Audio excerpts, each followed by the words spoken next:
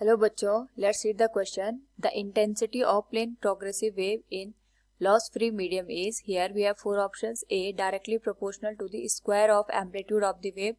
B, directly proportional to the velocity of the wave. C, directly proportional to the square of the frequency of the wave. And D, inversely proportional to the density of the medium. Now, first of all, we will discuss here the key concept, and here the key concept is intensity of progressive wave. तो जब भी हम यहाँ पे बात करते हैं intensity of progressive wave की, तो wave is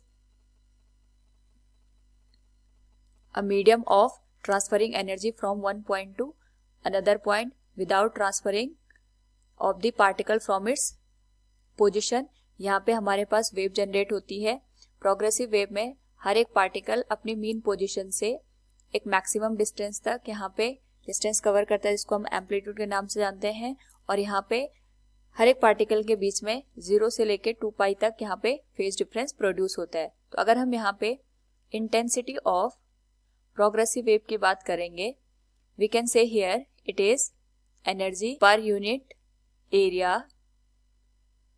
in per unit time, which is perpendicular to the direction of progressive wave.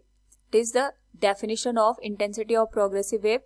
यहाँ पे per unit area पे, जो per unit time पे हमारे पास जो एनर्जी ट्रांसफर होती है, उसे हम इंटेंसिटी के नाम से यहाँ पे जानते हैं. और अगर हम मैथमेटिकली यहाँ पे देखें, we can say here the intensity of plane progressive wave is given as I equals to pi square N square A square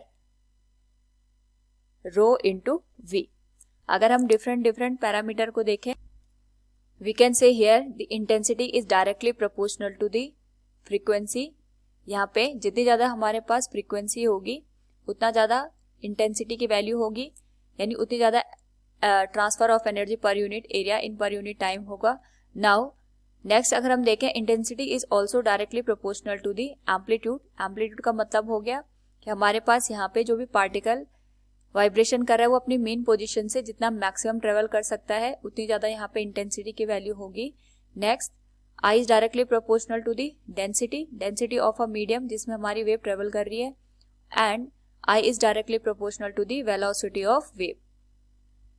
तो हमारे पास यहाँ पे ये जो पैरामीटर बनते हैं, इन पे हमारी इंटेंसिटी डिपेंड करती है वेव की. So from the given option हम कह सकते हैं A is directly proportional to the square of amplitude of the wave, it is correct. B is directly proportional to the velocity of the wave, it is also correct. C is directly proportional to the square of the frequency of the wave, it is also correct. And D is inversely proportional to the density of the medium, it is incorrect. यहाँ पे directly proportion में density के होता है, not inversely. So from the given option we can say A, B and C all are correct. Hope all you understood it. Thank you and best of luck.